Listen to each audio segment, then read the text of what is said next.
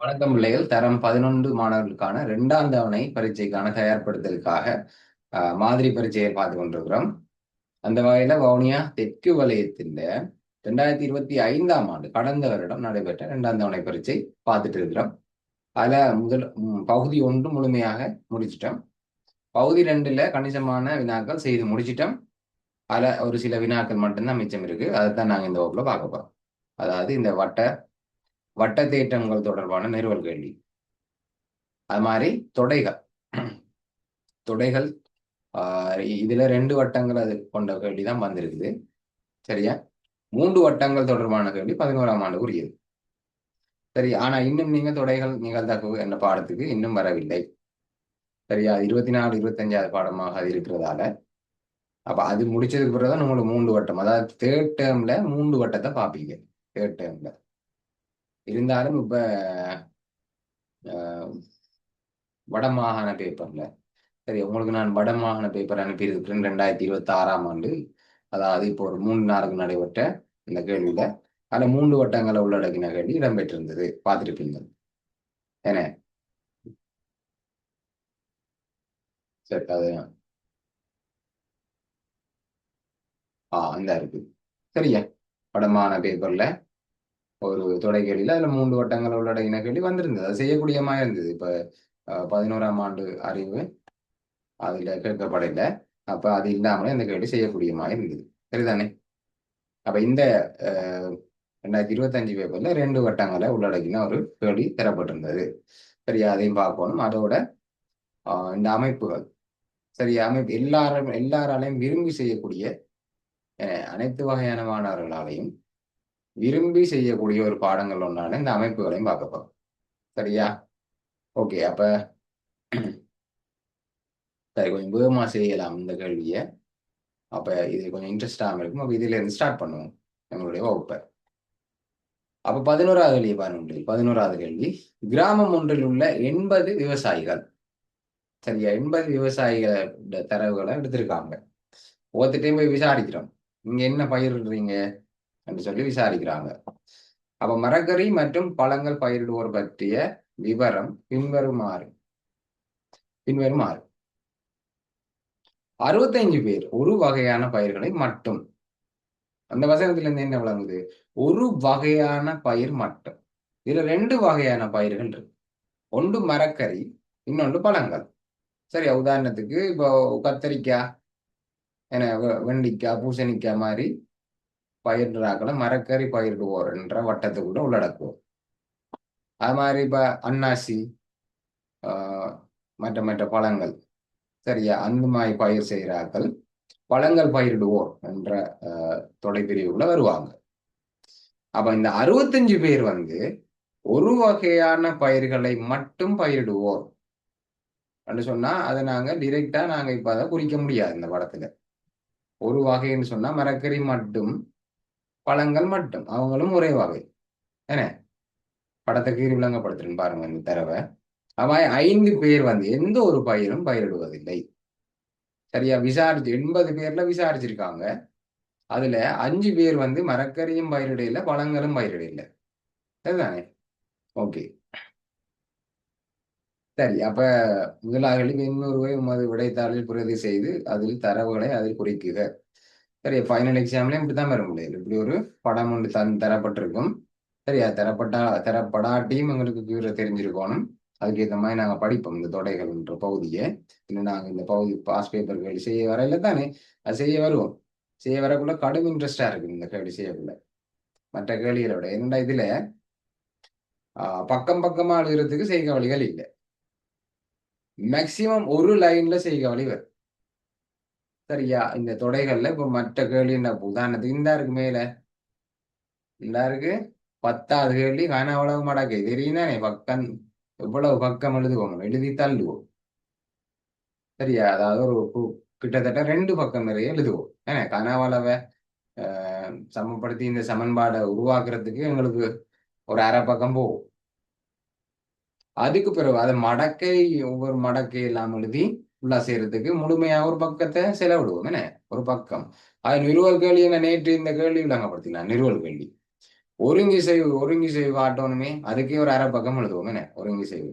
நல்ல வடிவா எழுதுறண்டா, நெருக்கி நெருக்கி எழுதாம இடைவெளி விட்டு எழுதக்குள்ள ஒரு அரை பக்கம் வரும். அங்கால மிச்ச ரெண்டு ஏற்றத்தை எழுதணும், இந்த படத்தை கீறணும்.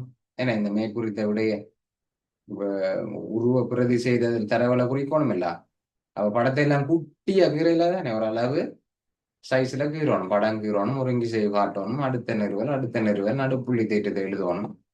அப்ப அதுக்கு ஃபுல்லா ஒரு பக்கம் ஒரு ஒட்டேனே 2 பக்கம் ஃபுல்லா எழுதியிருப்போம். ஆனா இந்த தொடையை எடுத்தீங்கன்னு சொன்னா ஒரு வரியில செய்க வழி இருக்கும் பெரும்பாலான கேள்விகள்ல. இதுல என்ன விஷயம் தெரியுமா? இந்த படத்தை நிரப்புறதான் விஷயம். இந்த படத்தை சரியான நம்பர்களை போட்டு நிரப்பிட்டோம்னு சொன்னா அங்கால விடை எழுதுறதா வேலை. ஒரு 2 லைன்ல இல்ல 3 லைன்ல விடை எழுதுறதா வேலை. சரி, அதிகபட்ச இடத்தை பிடிக்காது. சரி, அப்ப நீங்க நல்ல வடிவா டெக்னிக்கை பிடிச்சிட்டீங்கன்னு சொன்னா, இந்த படத்தை எப்படி நிரப்புறன்ற டெக்னிக்கை பிடிச்சிட்டீங்கன்னு சொன்னா இது ஒரு ஜாலியான கேள்வியா இருக்கும் உங்களுக்கு. சரியா? அதை நாங்க பிடிப்போம் எப்ப நாங்கள் அந்த பகுதிக்கு வரல. இப்ப 8 பகுதிகள் பார்த்துட்டோம், பார்க்க முடிஞ்சு. சரியா? இன்னும் சில பகுதிகள் பார்க்க கிடக்கு. அப்ப இதெல்லாம் இறுதி பகுதியாக தான் வரும். ஏன்னா தேர்ட் டேர்ம்ல கடைசி பாடங்களாக இருக்கிறதால அந்த பாடங்கள் நீங்க ஸ்கூல்ல படிச்சதுக்கு பிறகுதான் நான் அந்த பகுதிகளுக்கு வருவேன். சரியா? அப்ப இப்ப இந்த கேள்விக்கு வருவோம். இப்ப நீங்க இந்த கேள்வியை பார்த்துட்டீங்க, நான் நிப்பாட்டுறேன். எல்லாத்தையும் பேப்பர் இருக்கு தானே? Okay. சரி, அப்ப பாருங்க, தரப்பட்ட படத்தை குறைவு செய்யட்டான் அப்படின்னு திரும்ப கீறோம். உங்களோட இதுல கீற போறீங்க 11. சரியா? திரும்ப கீற இந்த படத்தை திரும்ப கீற.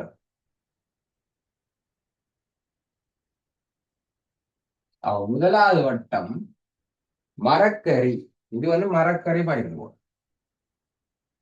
மரக்கறி மரக்கறி பயிரிடுவோம். அடுத்த வட்டம் பழங்கள். இது வந்து பழங்கள் பயிரிடுவோம். சரியா? பழங்கள் பயிரிடுவோம். ஓகே தானே? அப்ப இதை பாருங்க, திரும்ப முதலிருந்து வாசிக்கும். கிராமம் ஒன்றில் உள்ள 80 விவசாயிகள். அப்ப அகிலத்தொடை எவ்வளவா இருக்கும்? அகிலத்தொடை சொல்லுங்க பாப்போம். அகிலத்தொடை 80 விவசாயிகளை வச்சுதான் இந்த தரவு எடுத்திருக்கீங்க. அப்ப அகிலத்தொடை எவ்வளவாக இருக்கு? 80 இருக்கும். அகிலத்தொடை 80. இதுல அர்த்தம் என்னன்னு சொன்னா, இங்க பாருங்க, இந்த படத்துக்குள்ள எத்தனை பிரிவுகள் இருக்குன்னு சொன்னா, இங்க பாருங்க, இது ஒரு இடம் 1 2 3 4 4 பிரிவுகள் இருக்கு. சரியா? 4ஆ பிரிக்கலாம் இந்த படத்தை. அப்ப இந்த 4க்குள்ளேயும் போடுற இலக்கங்களை கூட்டினா மொத்தமா எவ்வளவு வரணும்? மொத்தமா எவ்வளவு வரணும்? 4க்குள்ளேயும் இருக்கிற இலக்கங்களை 80 வரணும். அதை வச்சு சில கேள்விகளை செஞ்சிடலாம் பாருங்க. உதாரணத்துக்கு இது ஒரு 50. சரியா? இது ஒரு 10. சரியா? இது ஒரு 15. சரியா? அப்ப 50ம் 10ம் 60. 60ம் 15ம் எத்தனை? 75. அப்ப இதுக்குள்ள எவ்வளவு வரும்? இதுக்குள்ள எவ்வளவு வரும்? 5 வரும். இப்படித்தான் கண்டுபிடிக்கிறது, ஈஸி. 50ம் 10ம் 60. 60ம் 15ம் 75. ஆனா 80 வரும் டோட்டலா இந்த பாக்ஸுக்குள்ள, இந்த செவ்வகத்துக்குள்ள முழுமையா 80 வரும். அப்ப இந்த 3ஐயும் கூட்ட 75 வருதுன்னா இந்த இடத்துல 5 வரும். சரியா? அத மாதிரி வெளியால இருக்கிறத வச்சு உள்ள இருக்கிறத கண்டுபிடிக்கலாம். இப்படி தந்திருக்காங்க. சரி, இப்படி தந்திருக்காங்க. அப்ப இவர் 5. சரி, இவர் 5. இது 15. அப்ப 5ம் 15ம் 20. 20ம் 50ம் 70. அப்ப நடுவுல எவ்வளவு வந்திருக்கும்? நடுவுல எவ்வளவு வந்திருக்கும்? மெட்ட ஏரியா எல்லாம் கூட்ட 70 வருதுன்னா நடுவுல எவ்வளவு வந்திருக்கும்? எவ்வளவு வந்திருக்கும்? 10. 10. 50ம் 15ம் 65. 65ம் 5ம் 70. ஆனா மொத்தமா 80 வரணும்னா நடுவுல 10 போட்டா தான் 80 வரும். சரியா? இப்படி இலகுவாக கண்டுபிடிக்கலாம். அப்ப நிரப்புறத நாங்க அழகா போட்டுட்டோம்னா அங்கால ஈஸி, விடை எழுதுறது ஈஸி. சரியா? அப்ப இது பாருங்க, இந்த இடங்களை இனங்காண தெரியும். இந்த இடங்களை இனங்காண தெரியும். நான் இப்ப ஒரு கேள்வி கேட்கிறேன். இந்த கேள்விக்கு போது உங்களுக்கு A B C D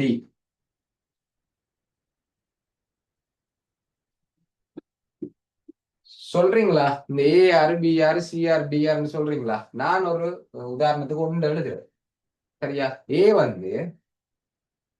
வந்து மரக்கறி மட்டும் பயிரிடுவோர். மரக்கறி மட்டும் பயிரிடுவோர். ஏன்னா இந்த ஏ என்றவர் மரக்கறி மட்டும் பயிரிடுவோர். ஏன்? பழங்கள் என்ற வட்டத்துக்குள்ள வேற இல்ல அவர். மரக்கறி என்ற ரவுண்டுக்குள்ளதான் ஏ இருக்கிறார். சரியா? பழங்கள் என்ற ரவுண்ட் இந்த இருக்கு. பழங்கள் என்ற ரவுண்ட் இந்த இருக்கு. இந்த ரவுண்டுக்குள்ள இந்த ஏ நிக்கிறாரா? அல்லது இந்த ரவுண்டை விட்டு வெளியா நிக்கிறாரா?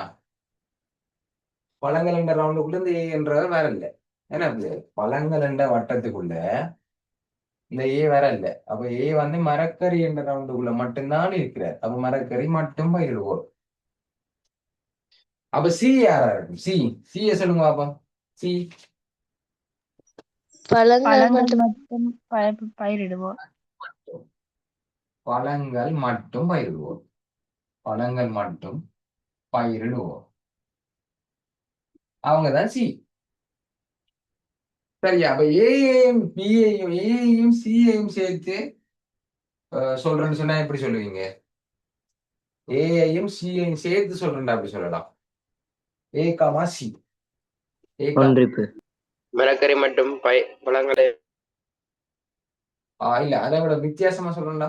ஏயையும் சியையும் சொல்றேன்டா ஒரு விசேடமா. ஏயையும் சியும் யார்? ஏயும் சியும் யார்? பயிர்களை பயிரிடுவோம். பயிர்களை பயிரிடுவோர். அப்படின்னா பியும் இருந்தானே. பயிர்களை பயிரிடுவோர்னா பியும் இருந்தானே. பியும் பயிர்களை பயிர்றாங்க தானே. ஏதோ ஒரு பயிர் செய்யறாங்க தானே. ஏஐயும் சிஐயும் யூனிக்கா சொல்லுங்க. இரண்டையும் பயிரிடுவோர் பி எல்லோ. ரெண்டையும் பயிரிடுவோர் பி. ஏதாவது ஒரு பயிரை மட்டும் பயிரிடுவோர். அதுதான் விஷயம். ஏதாவது ஒரு பயிர் செய்கையை மேற்கொள்வார்கள் ஏ கமா சி. செக் பண்ணி மஞ்சு பாருங்க. ஏ பாருங்க எத்தனை பயிர் செய்கிறார்? ரெண்டா ஒண்டா? என்ன விஷயம் பண்ணி விடுங்க. என்ன பயிர் செய்யறாரு? ஏதாவது உண்டு. மரக்கறியை மட்டும்தான் பயிரிடுறாரு. எல்லாரும் இருக்கிற மரக்கறி மட்டும். சீய பாருங்க. சி எத்தனை பயிர் செய்கிறார்? ரெண்டா உண்டா? சி ரெண்டா உண்டா? சியும் ஒரு பயிர் செய்யதான் செய்கிறார். என்ன? பழங்கள் செய்கிறார். பழங்கள் மட்டும். அப்ப ஏ கமா சி என்று சொன்னா ஏதாவது ஒரு ஏதாவது ஒரு பயிர் மட்டும். ஏதாவது ஒரு பயிரை மட்டும் பயிரிடுவோம் தான் இந்த ஏ கமா சி என்றாங்க. சரியா? அப்ப இப்ப பாருங்க. இதை முடிச்சு விடுமே. அப்ப பி யாரு பிள்ளை? பி யாரு? பி என்றவர் யாரு? பி இரண்டையும் பயிரிடுவோம். பி இரண்டையும் பயிரிடுவோம். அல்ல மரக்கறியும் பழங்களையும் பயிரிடுவோர். இரண்டையும் பயிரிடுவோர். டி யாரு? டி யாரு? எந்த பயிரையும் பயிரிடாதோர். இரண்டையும் ரெண்டுக்குள்ளேயுமே வரல. ரெண்டு வட்டத்துக்குள்ளேயுமே வரல. இந்த பி என்றவர் மரக்கறி என்ற வட்டத்துக்குள்ளேயும் வாரார். அப்ப மரக்கறி பயிர்றார். இந்த பி என்றவர் பழங்கள் என்ற வட்டத்துக்குள்ளேயும் வாரார். அப்ப பழங்களையும் பயிர்றார். அப்ப ரெண்டையுமே பயிர்றார் இந்த பி. டிய பாருங்க. மரக்கறி என்ற வட்டத்துக்குள்ளேயும் வரல. பழங்கள் என்ற வட்டத்துக்குள்ளேயும் வரல. அப்ப இவர் மரக்கறியையும் பயிரிட இல்லை. பழங்களையும் பயிரிட இல்லை. அப்ப ஒவ்வொரு ஒன்றையுமே பயிரிட இல்லை. ரெண்டையும் பயிரிடுவார். பயிரிடாதவர் ரெண்டையுமே பயிரிடாதார்கள் தான் இந்த டி. அப்ப இடங்களை இனங்காண உங்களுக்கு தெரியும். அப்ப பாருங்க அந்த தரவுகளை குறிப்போம். 65 பேர் ஒரு வகையான பயிர்களை மட்டும் பயிரிடுகின்றனர். 65 பேரை கொண்டு வந்து இந்த படத்துல போட இல்லாதங்களுக்கு.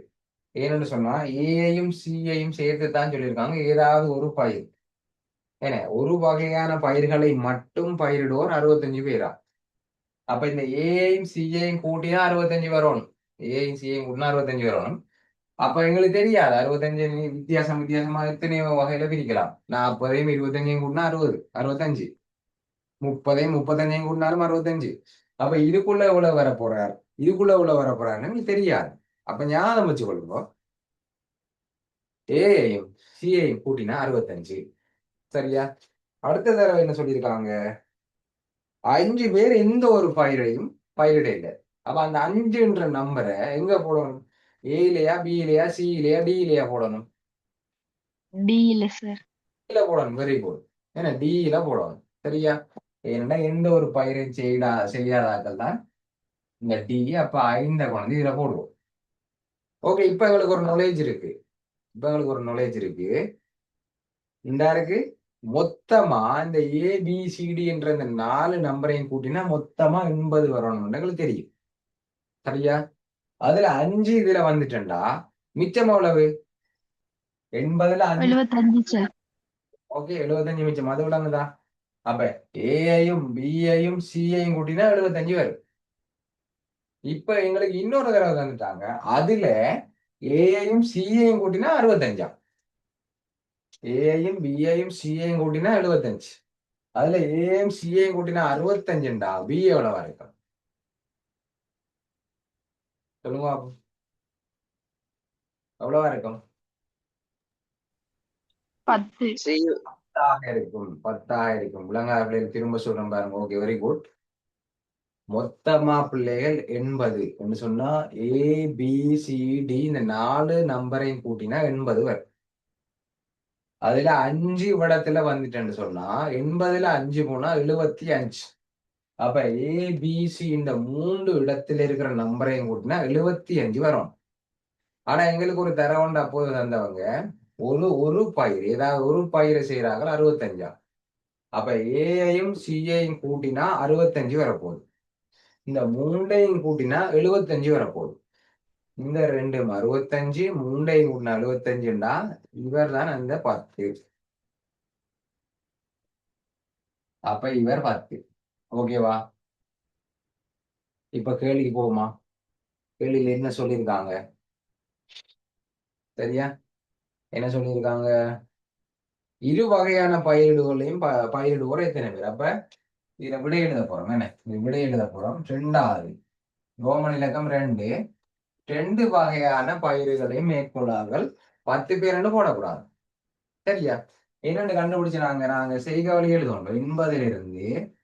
80லிருந்து என்னென்னத்தை கழிச்சு நாங்க 80லிருந்து முதல்ல இந்த 5 கழிச்சோம், பிறகு இந்த 65 கழிச்சோம். சரியா? அப்ப 5ஐயும் கழிக்கணும், அதுக்கு பிறகு இந்த 65ஐயும் கழிக்கணும். சரியா? அப்ப செய்கவழி ஒரு செய்கவழி போடணும்ல, டிரெக்டா 10 போடக்கூடாது. என்ன? அப்ப 5ம் 65 70. ஆகவே இதுக்கு விடை 10 பேர். 10 பேர். இப்படி ஒரு லைன் செய்கவழி கொண்டு இருக்கணுமா? 10 பேர் டிரெக்டா கண்டுபிடிச்சு போட்டு 10 போடுற இல்ல, அந்த 10 எப்படி கண்டுபிடிச்சோம் என்ற ஒரு லைன் இருக்கணும். ஏன்னா இதுக்கெல்லாம் 2 மார்க்ஸ் வரும். 2 மார்க்ஸ் எப்படி போடுறா, இந்த லைனுக்கு ஒரு மார்க்ஸ் வரும், கடைசி விடைக்கு ஒரு மார்க்ஸ் வரும். கடைசி விடையை மட்டும் நீங்க சரியா போட்டிருந்தீங்கன்னு சொன்னா அந்த ஒரு மார்க்ஸ் போகுது. அப்படி ஒவ்வொன்றுலயும் ஒரு மார்க்ஸ் போனா யோசிச்சு பாருங்க. இதுல வெண்வரை படத்தை நிரப்புறதுக்கு 3 மார்க்ஸ் கொடுப்பாங்க. மிச்சம் ஒவ்வொன்றுக்கும் 2 படி. வெண்வரை படத்தை நிரப்புறதுக்கு 2 மார்க்ஸ் வச்சுக்கொள்ளுங்களேன். 2 மார்க்ஸ் வச்சுக்கொள்ளுங்க. அப்ப அங்கால 4 கேள்வி இருக்கும். அதிகபட்சம் 4 கேள்வி இருக்கும். ஒவ்வொன்றுக்கும் 2 படி இருக்கும். எல்லாத்துலயும் தனியா விடையை மட்டும் எழுதிட்டு வந்தீங்கன்னு சொன்னா என்ன வரும்? வெண்வரி படத்தை நிரப்பினதுக்கு 2 மார்க்ஸ், அங்கால விடைகள் மட்டும் போட்டதுக்கு 1 படி 10க்கு 6. எல்லாம் சரியா இருக்கும், விடை எல்லாம் சரி. சரியா? ஆனா 10க்கு 6 தான் இருக்கும். காரணம், இந்த வரியை நீங்க உதாசீனப்படுத்திருப்பீங்க. எனக்கு தெரியாதா இது 10 சொல்லி போட்டு 10 போட்டீங்கன்னா சரி, ஒரு மார்க் போயிருக்கு. சரியா? அப்படி செய்யாதீங்க. எப்படி கண்டுபிடிக்கிறீங்களோ அதை எழுதுங்க. ஓகே, அடுத்த பாப்போம். சில ஸ்கீம்ல பிள்ளைகள் வெண்வரி படத்துல சரியாக பூரணப்படுத்தி இருந்து போட்டு விடைய இருந்தா அதுக்கு 2 மாசம் கொடுங்கன்னு சொல்லி சில வேலைகள்ல சொல்லப்படுறது உண்டு. அது எப்பவுமே அது சாத்தியப்படாது. சரியா? அப்ப நாங்கள் தயாரா இருக்கணும் எல்லாத்துக்கும். அப்ப இந்த மாதிரி எப்படி கண்டுபிடிச்சிங்கன்றத செய்க வழியில எழுதுங்க. மரக்கறி பயிரிடாதோர் 38 பேரெனின் மரக்கறி பயிரிடாத ஆட்கள், மரக்கறி டேஷ், மரக்கறி தவிர்ந்து, மரக்கறி நிரப்பி, மரக்கறி பயிரிடாத ஆட்கள் 38 பேரா. அப்ப இந்த சியையும் இந்த 5ஐயும் கூட்டினா எவ்வளவு வரணும்? மரக்கறி பயிரிடாத ஆக்கள்னா யாராரு? மரக்கறி என்ற வட்டத்துக்கு விட்டு வெளியால வரார்கள். என்ன, மரக்கறி பயிரிடாதோர் 38 பேரா. அப்ப மரக்கறி பயிரிடாதோர்னு சொன்னா என்ன அர்த்தம்டா, மரக்கறி என்ற வட்டத்துக்குள்ள வராத ஆக்கள். யாராரு? இந்த சியும் டியும் தான் மரக்கறி என்ற வட்டத்துக்குள்ள வராத ஆக்கள். அப்ப சியையும் டியையும் கூட்டினா 38. 38. சியையும் டியையும் கூட்டினா 38. அதுல இவர் டி 5 தெரியும். அப்ப இது எவ்வளவு உள்ளது? இது எவ்வளவு? 33 சார். 33. இந்த ரெண்டையும் கூட்டினா 38 வரணும்.